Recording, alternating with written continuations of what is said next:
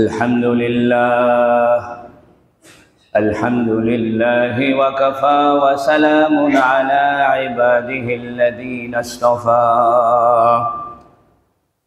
الحمد لله الذي وحده والصلاة والسلام على من لا نبي بعده.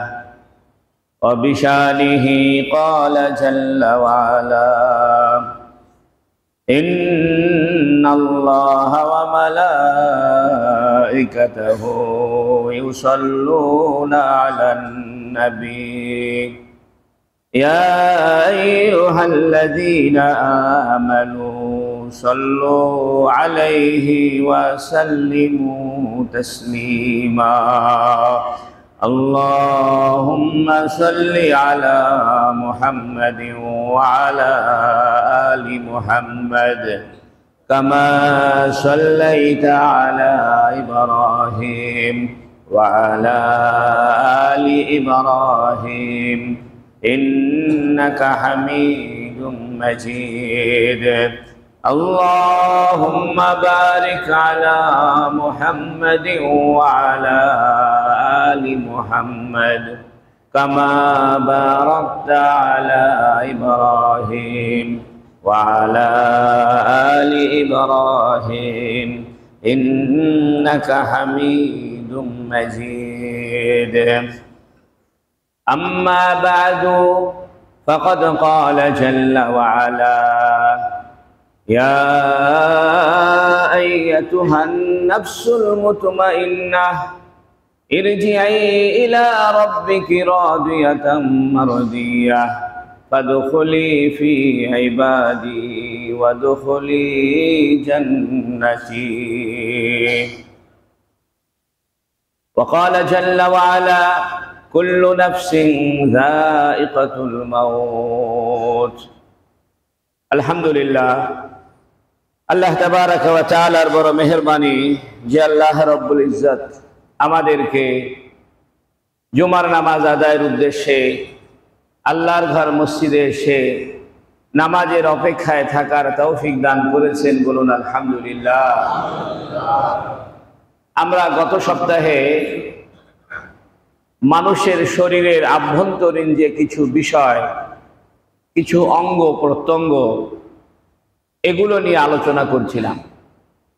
আমরা একথা জেনেছি যে মানুষের শরীরের ভিতরে যে শরীর লুকায়িত, এটার নাম হলো রূহ।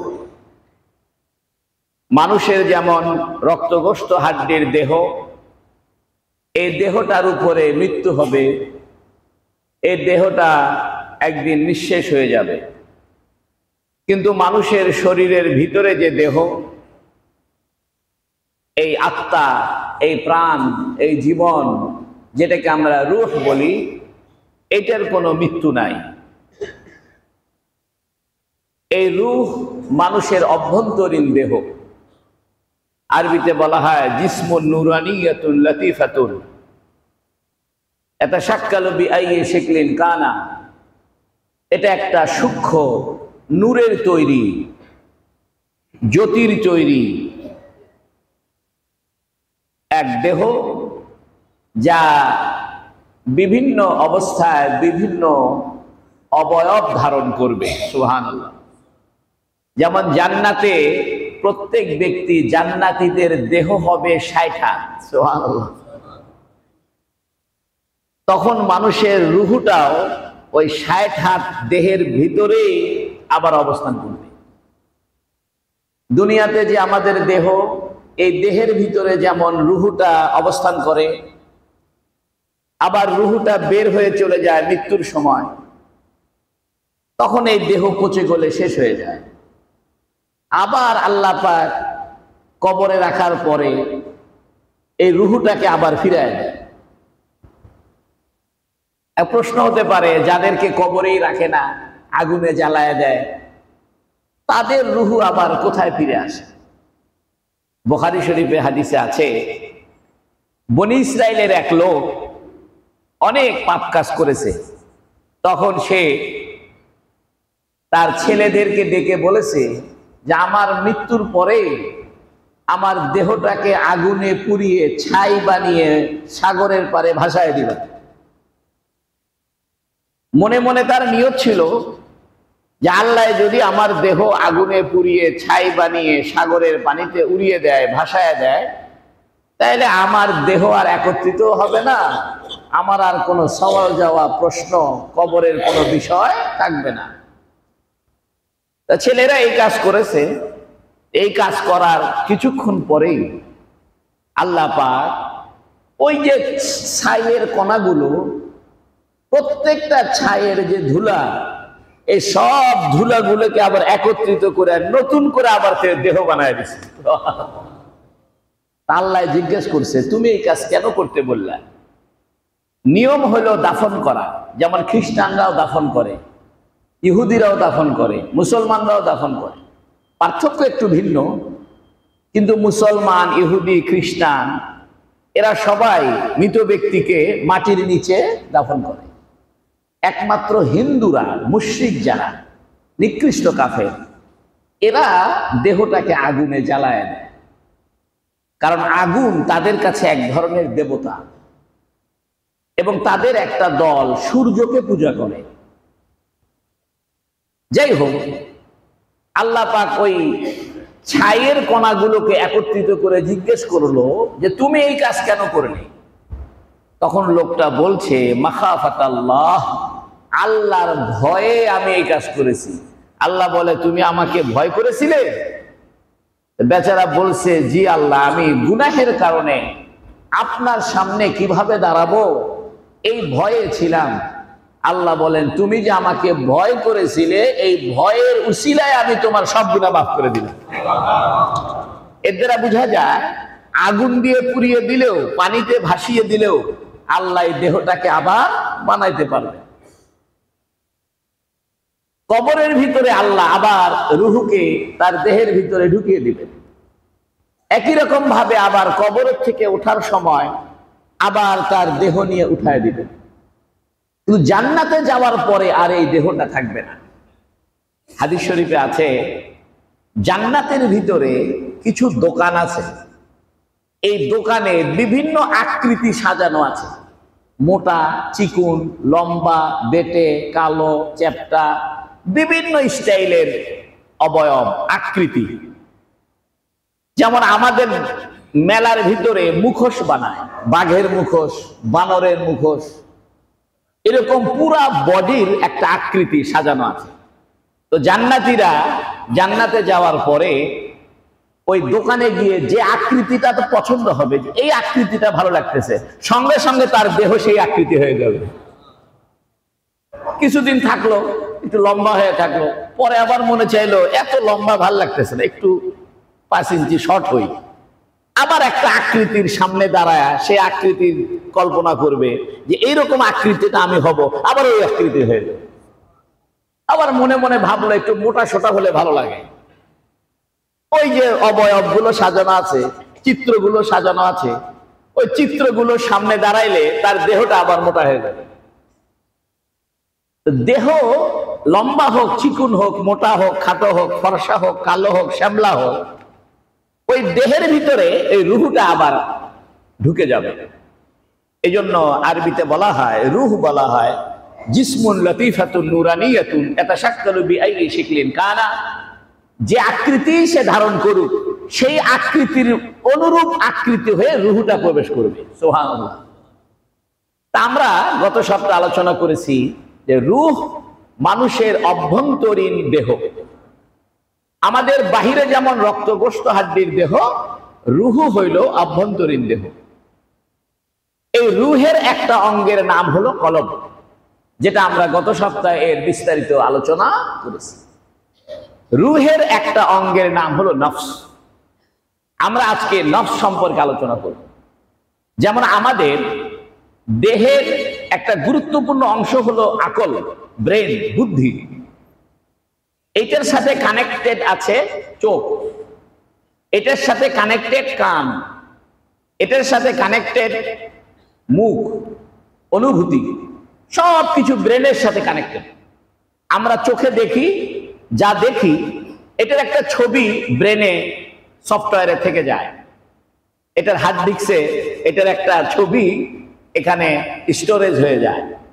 মোবাইলে যেমন ছবি তুললে পরে এটা স্টোরেজ হয়ে যায়, পরে আবার টিপ দিয়ে বাহির করে দেখা যায় কি ছবি তুলেছিলাম। ঠিক মানুষের ব্রেন একটা হার্ড ডিস্কের মতো। এখানে চোখে যা দেখবেন এটা স্টোরেজ হয়ে যাবে, কানে যা শুনবেন এটা স্টোরেজ হয়ে যাবে। আল্লাহ বুঝায়, আমি তোমার জীবদ্দশায় তোমার দেহের ভিতরে একটা হার্ড ডিস্ক বানায় দিলাম, আকল, ব্রেন, বুদ্ধি। এই বুদ্ধির ভিতরে তোমার চোখে দেখা ছবি, কানে শোনা আওয়াজ, জিহ্বায় গ্রহণ করা খাবারের টেস্ট, নাকে গ্রহণ করা সুগন্ধ, এগুলো যেমন তোমার ব্রেনে স্টোরেজ হয়, অনুরূপ ভাবে তোমার জীবনের সমস্ত কার্যকলাপ আমার কাছে স্টোরেজ আছে। এই জন্য আমাদের জীবনের সমস্ত কার্যকলাপ এটা আল্লাহর কাছে সংরক্ষিত আছে, স্টোরেজ আছে। মানুষের দেহের বাহিরের দেহের একটা অঙ্গের নাম যেমন চোখ, কান, নাক, মুখ, অনুভূতি। মানুষের অভ্যন্তরীণ দেহের একটা অঙ্গের নাম হলো নফস, একটা অঙ্গের নাম হলো কলব। কলব সম্পর্কে আমাদের আলোচনা হয়ে গেছে। আজকে আমরা নফসের আলোচনা করব। নফস কাকে বলে? নফসের শাব্দিক অর্থ কি, এটার পারিভাষিক অর্থ কি? নফসের শাব্দিক অর্থ হলো নাফাসা ইয়ানফুসু নুফুসান, এর অর্থ হলো শ্বাস প্রশ্বাস নেওয়া। আমরা যে নিঃশ্বাস নিই, প্রতিটা নিঃশ্বাসকে একটা করে নফস বলে। এই জন্য সুফিয়ে কেরাম বলে পাস আনফাস জিকির, অর্থাৎ নিঃশ্বাসে নিঃশ্বাসে জিকির। এটাকে সুফিদের পরিভাষায় বলা হয় পাস আনফাস জিকির, অর্থাৎ প্রতিটা নিঃশ্বাসে নিঃশ্বাসে জিকির হওয়া। মেডিকেল সায়েন্সের ধারণা অনুযায়ী মানুষ কম বেশি দৈনন্দিন 24,000 বার নিঃশ্বাস গ্রহণ করে বা ছাড়ে নেয়। এই জন্য সুফিয়া কেরাম বলেন, কেউ যদি দীর্ঘদিন দৈনন্দিন 24,000 বার আল্লাহ আল্লাহ করে, তাহলে তার কলবের ভিতরে আল্লাহর জিকির স্থাপিত হয়ে যায়। নফসের শাব্দিক অর্থ হলো না শ্বাস প্রশ্বাস গ্রহণ করা। এই জন্য আমরা যেহেতু শ্বাস প্রশ্বাস গ্রহণ করি, এই জন্য ব্যক্তিকেও নফস বলে। যেমন কোরআন শরীফে আছে কুল্লু নাফসিন যায়িকাতুল মাউত, প্রত্যেক নফস মৃত্যুর স্বাদ গ্রহণ করবে। এর মানে হলো প্রত্যেক প্রাণী, প্রত্যেক প্রাণী। তাহলে আমরা নফসের অর্থ আমরা প্রাণী করতে পারি, ব্যক্তি করতে পারি। আবার নফসের আর এক অর্থ রূহ। ইয়াতাওয়াফাল আনফুস হিনা মাউতিহা, কোরআন শরীফে আছে যখন তার মৃত্যুর সময় হয় আমি তার নফসটাকে পুরোপুরি নিয়ে যাই। এই জন্য কোরআন হাদিসের দৃষ্টিতে নফসের একটা অর্থ হলো মানুষ, ব্যক্তি। নফসের আর একটা অর্থ হলো রূহ বা প্রাণ। কারণ শ্বাস প্রশ্বাস বন্ধ হয়ে গেলে এই রূহ আর থাকবে না। এই রূহ যে টিকে আছে এটা নিঃশ্বাসের কারণে, শ্বাস প্রশ্বাসের কারণে। আমাদের শ্বাস প্রশ্বাস যদি বন্ধ হয়ে যায়, রূহটা আর চলতে পারবে না। আর রূহটা চলতে না পারলে আমাদের দেহটাও নিথর হয়ে যাবে, নিস্তেজ হয়ে যাবে। এই জন্য মানুষের মৃত্যুর কারণ মূলত সে আর নিঃশ্বাস নিতে পারে না, অক্সিজেন নিতে পারে না। একটা মানুষ খাওয়া দাওয়া না করলেও 2-1 দিন বেঁচে থাকে, কিন্তু মানুষের মৃত্যুর একদম শেষ মুহূর্ত হলো নিঃশ্বাসটা বের করে দিয়েছে আর ভিতরে ঢুকাইতে পারে না। মানুষের মৃত্যুর সর্বশেষ পরিস্থিতি হলো যে সে নিঃশ্বাসটা ছেড়ে দিয়েছে কিন্তু আর ভিতরে ঢুকাইতে পারতেছে না। যেহেতু নিঃশ্বাসের সাথে রূহের চলে যাওয়ার একটা সর্বশেষ সম্পর্ক, এই জন্য নফসের এক অর্থ রূহ। এটা একটা বিতর্কের বিষয় ওলামায়ে কেরামের মাঝে, যে নফস আর রূহ একই বিষয় নাকি আলাদা আলাদা। তো অনেকে বলেন যে নফস আর রূহ একই। এটা এক অর্থে সঠিক, কারণ নফসের শ্বাস প্রশ্বাস বন্ধ হয়ে গেলেই রূহ আর থাকবে না, রূহ চলে যাবে। তাহলে বোঝা গেল রূহ যাওয়ার সময় নফসকে নিয়েই চলে যায়। এই জন্য অনেকে নফস আর রূহকে এক অর্থ বলেছেন, সমার্থক বলেছেন। আবার অনেকে বলছেন যে না, নফস আর রুহু এক বিষয় নয়। নফস যদিও রুহের সাথে কানেক্টেড, রুহের সাথে সম্পৃক্ত, কারণ নফসের কাজ হলো শ্বাস প্রশ্বাস নেওয়া, আর শ্বাস প্রশ্বাসের কারণে রুহুটা বেঁচে থাকে, রুহুটা এখানে স্থির থাকে, এখানে আবদ্ধ থাকে। তাহলে বোঝা গেল নফস আলাদা, রুহু আলাদা। এখন এই নফসের আরেক অর্থ করেছেন ওলামায়ে কেরাম, সেটা হলো সুচিন্তা, অর্থাৎ কুওয়াল খায়রিয়া, অর্থাৎ কল্যাণকর শক্তি, কল্যাণকর সুচিন্তার শক্তি, এটাও একটা নফস। এই নফসের বিস্তারিত বিবরণ বোঝা যাবে নফসের প্রকারভেদ আলোচনা করলে। কারণ অনেক সময় দেখা যায় যে প্রকারভেদের আলোচনার দ্বারা বিষয়টা স্পষ্ট হয়, প্রকারভেদ আলোচনা না করলে অনেক সময় মূল বিষয়টা স্পষ্ট হয় না। এই জন্য কোরআনুল কারীমের দৃষ্টিতে নফস তিন প্রকার। একটা নফস হলো নফসে আম্মারা, কোরআন শরীফে আছে ইন্নান নাফসা লাআম্মারাতুম বিসু। অবশ্যই কিছু নফস, ইন্নান নাফসা লাআম্মারাতুম, আম্মারা মানে যা খুব খারাপ কাজের প্রতি নির্দেশ করে অথবা ভালো কাজের প্রতি নির্দেশ করে। তবে মুহাদ্দিসিনে কেরাম এবং মুফাসসিরিনে কেরাম বলছেন যে নফসের প্রবৃত্তি, যেটাকে আমরা প্রবৃত্তি বলি বা নফসে খাহেসাত বলি, এটা একই জিনিস। এই প্রবৃত্তি বা নফস এটা মূলত খারাপ কাজের দিকে আহ্বান করে। এটার বৈশিষ্ট্য হলো খারাপের দিকে টানে, আর রুহের বৈশিষ্ট্য হলো ভালোর দিকে টানে। কারণ রুহুটা ঊর্ধ্ব জগতের জিনিস, রুহুটা আল্লাহ পাক আরশে আজিমের ডান পাশে বিশাল একটি সংরক্ষিত জায়গায় রুহু তৈরি করেছিলেন। রুহুটা এই দেশের জিনিস না, রুহুটা আসমানের নিচের বিষয় না, রুহুটা আসমানের উপরের বিষয়। কিছুদিনের জন্য আল্লাহ রুহুটাকে আসমানের উপরের জায়গা থেকে দুনিয়াতে পাঠিয়ে দিয়েছেন থাকার জন্য। কিন্তু রুহের মূল জন্ম, রুহের মূল সৃষ্টি এটা পৃথিবীতে নয়, এটা উপরে। কিন্তু দুনিয়াতে রুহুটার টিকে থাকবে কেমনে? অক্সিজেনের দ্বারা, বাতাসের দ্বারা। এই জন্য দুনিয়াতে আসার পরে নফসের সাথে রুহের একটা কানেকশন হয়ে যায়। এই জন্য নফস যেহেতু দুনিয়াদারের বিষয়, নফস যেহেতু দুনিয়ার বিষয়, জাগতিক বিষয়, আর রুহু যেহেতু পারলৌকিক বিষয়, এই জন্য রুহের বৈশিষ্ট্য হলো ভালোর দিকে আকর্ষণ, আর নফসের বৈশিষ্ট্য হলো খারাপের দিকে আকর্ষণ। এই জন্য নফসের একটি প্রকার হলো নফসে আম্মারা, অর্থাৎ যে নফসটা, যে প্রবৃত্তিটা আপনাকে শুধু খারাপের দিকে টানবে, গুনাহের দিকে টানবে, অন্যায়ের দিকে টানবে, এটার নাম হলো নফসে আম্মারা। কারণ এটার বৈশিষ্ট্য এরকম। কিন্তু এই নফসের আবার আরেকটি প্রকার হলো নফসে লাওয়ামা। লাওয়ামা বলা হয় লামা ইয়ালুমু লাওমান মুলামাতান, এ শব্দের অর্থ হলো গালি দেওয়া, নিজেকে লাঞ্ছনা করা, নিজেকে নিজের উপরে প্রবোধ দেওয়া, নিজেকে নিজের উপরে অনুশোচনা করা। এই অনুশোচনা করা, গালি দেওয়া, প্রবোধ দেওয়া, এটাকে বলে লাওম।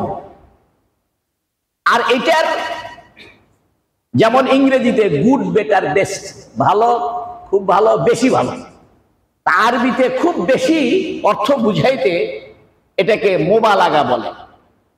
আর মোবালাগার মধ্যে সবচাইতে বেশি মোবালাগা বুঝায় ফাআল শব্দের ডিজাইনকে। এই জন্য লাওয়াম এর মানে হলো খুব বেশি গালি দেয়, খুব বেশি নিজের প্রতি অনুশোচনা করে।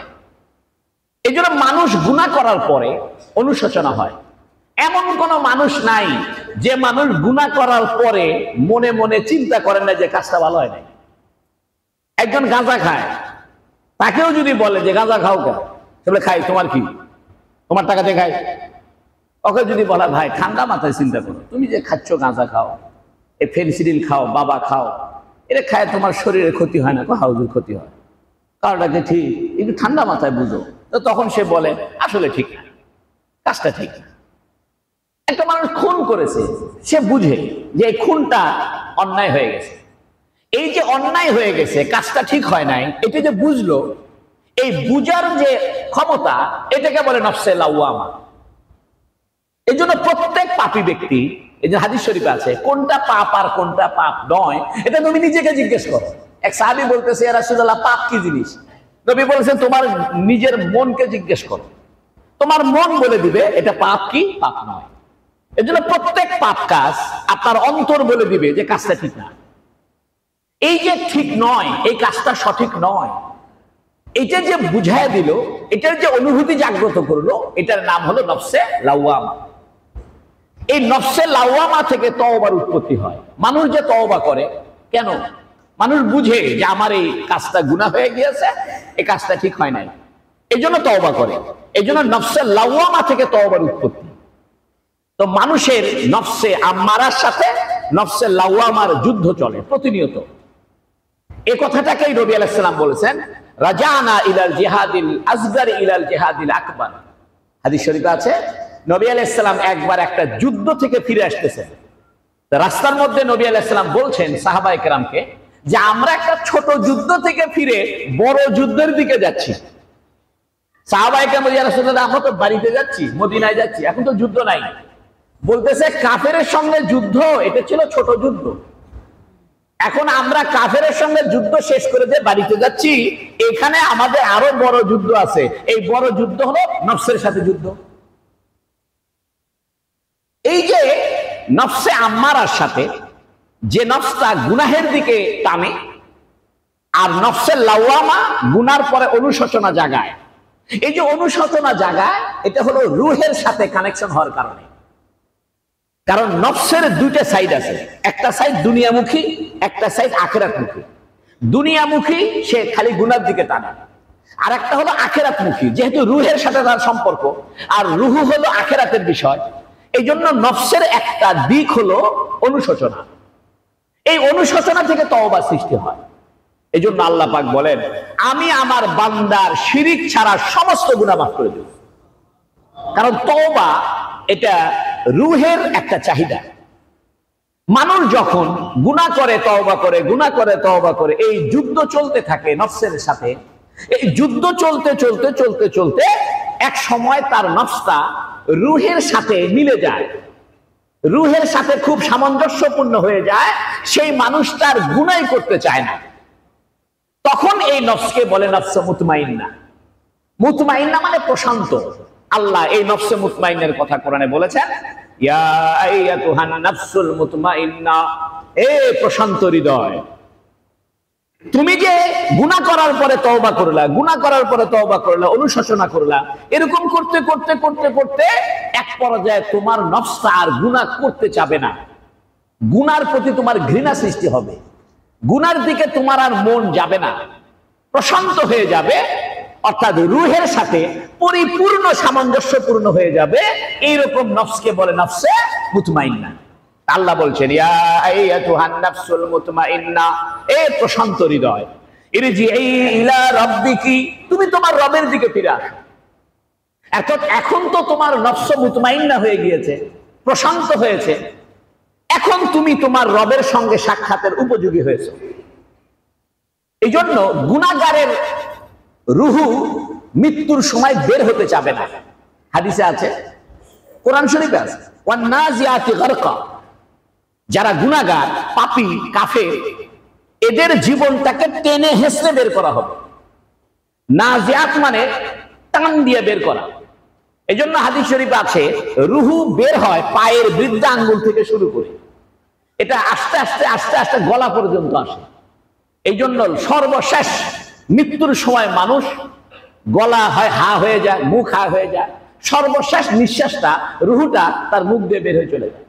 আর যখন বের হয় তখন গড়গড়ানি উঠে, তখন বোঝা যায় যে এই লোকটা এখন মারা যাচ্ছে। আমি মৃত ব্যক্তিকে একদম চোখের সামনে দেখেছি, মানে মারা যাওয়ার মুহূর্তে আমি তার কাছে ছিলাম। আমার এক আত্মীয় জিয়াউর রহমান মেডিকেল কলেজে সে স্ট্রোক করেছে। তা ডাক্তাররা বুকের উপরে খালি এরকম পাঞ্চ করতেছে, এক পর্যায়ে পাঞ্চ করলো আর পাঞ্চ হয় না। তখন দেখা গেল এরকম একটা আওয়াজ করে বেচারা মারা গেল। এর মানে হলো রুহুটা পায়ের বৃদ্ধাঙ্গুল থেকে আস্তে আস্তে সরতে সরতে সরতে সরতে মুখ দিয়ে বের হয়। এই জন্য দুষ্ট আত্মা বের হতে চায় না। আল্লাহ কোরআনে বলেছেন ওয়ান্নাজিআতি গারকা, ডুব দিয়ে টেনে হেসড়ে বের করা হবে তাদের রুহুকে। এরপরে আল্লাহ বলছেন ওয়ান্নাশিতাতি নাশতা, নাশিতাত মানে হলো মৃদুভাবে খুলে দেওয়া, হালকা ভাবে খুলে দেওয়া। আর যারা ঈমানদার নেক আমল করেছে, তওবা করেছে, তাদের রুহুটা হালকা ভাবে মৃদুভাবে, যেমন বন্ধন খুলে দেওয়া হয়। একটা বেলুনের ভিতরে যেমন বাতাস থাকে, বেলুন যদি জোরে চাপ দেন ফটাস করে ফেটে দেবে। আর যদি বেলুনের মুখটা আস্তে করে খুলে দেন করে বাতাস বের হয়ে যাবে। অথবা বেলুনের মুখটা ধীরে ধীরে খোলেন তাহলে আস্তে আস্তে বাতাস বের হবে। আর যদি একবারে খুলে দেন তাহলে বেলুন সহ উড়ে যাবে। অথবা জোরে চাপ দিলে ফটাস করে বেলুন ফাইটা ছিন্ন ভিন্ন হয়ে যাবে। এই জন্য গুনাহগারদের, কাফেরদের রুহু ফটাস করে বের হতে চায় না, তো চাপ দিয়ে বের করে, কষ্ট হয়। আর ঈমানদারের রুহু, নেক আমলকারীর রুহু, তার কষ্ট হয় না, তার বন্ধনটা আস্তে করে খুলে দেওয়া হয়। এটা কোরআনে আল্লাহ বলেছেন ওয়ান্নাশিতাতি নাশতা। যাই হোক, আমি বলছিলাম নফস তিন প্রকার। একটা আম্মারা, গুনাহের দিকে ডাকে। একটা লাওয়ামা, প্রবোধ দেয়, নিজের উপরে অনুশোচনা জাগায়, যেখান থেকে তওবা সৃষ্টি হয়। এই গুনাহ আর তওবা করতে করতে এক পর্যায়ে নফসটা প্রশান্ত হয়ে যায়। যখন প্রশান্ত হয়ে যায় তখন তার রুহের সাথে তার সামঞ্জস্য তৈরি হয়। তখন আস্তে করে রুহটা চলে যায়, তখন তার আর কষ্ট হয় না। এ কথাই আল্লাহ বলেছেন ইয়া আইয়াতুহান নাফসুল মুতমাইন্না, এ প্রশান্ত হৃদয়, ইরজিই ইলা রাব্বিকি, তুমি তোমার রবের দিকে আসো। এখন তুমি আসার উপযোগী হয়েছো। ইরজিই ইলা রাব্বিকি রাদিয়াতাম মারদিয়াহ, দেখেন আল্লাহর শব্দ দেখেন, রাদিয়াতাম মারদিয়াহ, তুমিও খুশি আমিও খুশি। সুবহানাল্লাহ। রাদিয়া মানে যে নিজে রাজি হয়, আর মারদিয়া মানে যার উপর রাজি হয়। আল্লাহ বলতেছে তুমিও আমার কাছে আসার জন্য রাজি হইছো তওবা তিল্লা কইরা, আমিও তোমার উপরে রাজি হয়ে গেছি। রাদিয়াতাম মারদিয়া ফাদখুলি ফি ইবাদি, তুমি এখন আমার অরিজিনাল বান্দা হয়ে গেল। ফাদখুলি ফি ইবাদি, তুমি আমার অরিজিনাল বান্দার ভিতরে এখন প্রবেশ করে না। ওয়াদখুলি জান্নাতি, এখন তুমি জান্নাতে চলে যাও। এটা হলো নফস। এজন্য আমাদের উচিত হবে নফসের সঙ্গে যুদ্ধ করা। আর নফসের সঙ্গে যুদ্ধের আসল হাতিয়ার তওবা। যত বেশি তওবা করব নফস তত পরাজিত হবে এবং নফস তত রুহের সাথে সামঞ্জস্য রাখবে। যত গুনাহ করব নফস দুনিয়ার দিকে সামঞ্জস্য রাখবে, আর গুনাহ ছেড়ে দেব, তওবা করব, নফস রুহের সাথে সামঞ্জস্য রাখবে। এই নফস আর রুহকে সামঞ্জস্যপূর্ণ করলে পরেই হয় নফসে মুতমাইন্না। আল্লাহ আমাদের সবার নফসকে নফসে মুতমাইন্না বানায় দিক, বলেন আমিন। প্রতিনিয়ত তওবার উপরে থেকে নবী আলাইহিস সালামের মতো লোক তওবা করে। নবীকে আল্লাহ বলতেছে ফাস্তাগফির ইযা জাআ নাসরুল্লাহি ওয়াল ফাতহু ওয়া রাআইতান নাসা ইয়াদখুলুনা ফি দীনিল আফওয়াজা ফাসাব্বিহ বিহামদি রাব্বিকা ওয়াস্তাগফির। হে নবী, আপনি ক্ষমা চান। একটা কথা বলে শেষ করি, সময় চলে গেছে। নবীর ক্ষমা চাওয়ার দরকার নেই, নবীর তো সব গুনাহ মাফ, বরং নবী তো গুনাহই করে না, তো নবীর তো ক্ষমা চাওয়ার দরকার নাই। এখন যারা আধুনিক ইংরেজি শিক্ষিত মৌলবি, এরা বলতেছে নবীরও পাপ হয়, নাউজুবিল্লাহ। এটা কথা বলেই দিই, আমরা মাওলানা মওদুদী সাহেবের যে বিরোধিতা করি তার এটা একটা কারণ। মাওলানা মওদুদী সাহেব বলে যে নবীদের নবুয়তের দায়িত্ব পালন করতে গিয়া অন্যায় হয়ে গেছে। আমরা বলি ভুল কথা। মাওলানা মওদুদী সাহেবের সাথে যে ওলামায়ে কেরামের যে দ্বন্দ্ব, কয়েকটা জায়গা নিয়ে দ্বন্দ্ব, তার মধ্যে এটা একটা। প্রশ্ন হলো নবীরা কেন তওবা করবে? নবীরা তওবা করবে তিন কারণে। এক নাম্বার হলো নবীরা তওবা করবে উম্মতকে শিখানোর জন্য কিভাবে তওবা করতে হয়। দুই নম্বরে নবীরা তওবা করবে আল্লাহর মর্যাদায়। এটা বুঝাই, যেমন মনে করেন আমি আপনার বাসায় দাওয়াত খাইতে গেলাম, এখন আপনি পোলাও মাংস খাওয়াইলেন, খাওয়ানোর পরে বলতেছেন হুজুর কষ্ট দিলাম, মনে কিছু করেন না। আচ্ছা, আপনি দাওয়াত দিলেন, পোলাও মুরগি রোস্ট খাওয়াইলেন, আবার মাপসান খান। মাপসান মানে আমার ইজ্জতকে বাড়াই দিতেছে। আপনি বলতেছেন হুজুর আপনার মতো মানুষ আমার বাসায় আসলেন, 2 ঘন্টা সময় দিলেন, কষ্ট করে খাইলেন, মাপসাপ করে দিয়ে। এটা আপনি তো অন্যায় করেন নাই, দাওয়াত দিয়ে তো অন্যায় করেন নাই, তারপরে মাপ চান। মানে বোঝা গেল মাপ একটা সম্মানের জন্যও চায়। এই জন্য আল্লাহর কাছে গুনাহ না করলেও মাপ চাওয়া দরকার। মাফ চাওয়া শুধু গুনার সাথে সম্পর্ক না, এটা ইজ্জতের সাথে সম্পর্ক, সম্মানের সাথে সম্পর্ক। কোনো গুনাহ নাই, তারপরে বলবেন আল্লাহ মানে মাফ করে দাও। যেমন কোন মানুষ কোন বাসায় দাওয়াত খাইতে গেলে বাড়িওয়ালা আসার সময় বলে মাফ সাফ করে দিয়ে। এই জন্য একটা হলো সম্মানের খাতিরে মাফ চাওয়া, আর একটা হলো গুনাহ যেন আসতে না পারে, গুনাহ হওয়ার আগেই তওবা করা, আগেই ইস্তেগফার করা। যেমন আমরা খাবার সরপোষ দিয়ে ঢেকে রাখি, রাতের বেলা ঘুমানোর সময় মশারি টাঙায়। কি জন্য টাঙায়? আরে বলেন না, মশা আসার পরে মশারি টাঙাবো না মশা আসার আগেই টাঙাবো? মাছি আসার পরে খাবার ঢেকে রাখবো না মাছি আসার আগেই খাবার ঢেকে রাখবো? তো মাছি হলো গুনাহ, মশা হলো গুনাহ। এই মশা মাছিকে যদি গুনাহের সাথে তুলনা দেন, এই মশা মাছি যাতে না আসে আগে ভাগে আমি মশারি টাঙায় রাখছি। একটা মানুষ আগে ভাগে তওবা করে যাতে গুনাহ তাকে স্পর্শ না করে। এই যে নবীরা যে তওবা করে গুনাহের কারণে তওবা করে না, নবীরা যে ইস্তেগফার করে এটা গুনাহের কারণে করে না, বরং নবীদের উপরে যাতে গুনাহ আসতে না পারে আগে ভাগেই গুনাহ তওবা করে রেডি হয়ে আছে। যেমন আগে ভাগে আমরা মশারি টাঙায় রেডি হয়ে আছি, কি জন্য? মশা যাতে না আসে। খাবারে ঢেকে রাখছি কেন? মাছি যাতে না আসে। এই জন্য নবীদের তওবা করা এটা গুনাহের কারণে নয়। আমরা মনে করি যে তওবা মনে হয় খালি গুনাহ করলে করা লাগে, এটা ভুল কথা। আমরা মনে করি ইস্তেগফার, আস্তাগফিরুল্লাহ রাব্বি মিন কুল্লি যামবিন ওয়া আতুবু ইলাইহি, এটা মনে হয় শুধু গুনাহের সাথে সম্পর্ক। না, গুনাহের সাথে সম্পর্ক আছে, ইজ্জতের সাথে সম্পর্ক আছে, আর গুনাহ যাতে আমার কাছে প্রবেশ না করে এই জন্য তওবার সাথে কি সম্পর্ক আছে। নবীরা এই কারণে ইস্তেগফার করছে, উম্মতকে শিখানোর জন্য, আল্লাহর ইজ্জতের খাতিরে, আর গুনাহ যাতে নবীদের দ্বারা প্রকাশিত না হয় আগে ভাগে ইস্তেগফার করে রাখছে। আল্লাহ আমাদের সবাইকে তওবা করার, ইস্তেগফার করার তৌফিক দান করুক, বলুন আমিন। ওয়া আখিরু দাওয়ানা আলহামদুলিল্লাহি রাব্বিল আলামিন।